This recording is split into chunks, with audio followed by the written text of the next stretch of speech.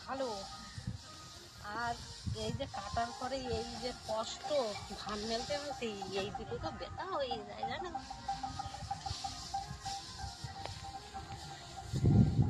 এই 4 দিন ধরে এই মেলাচ্ছি।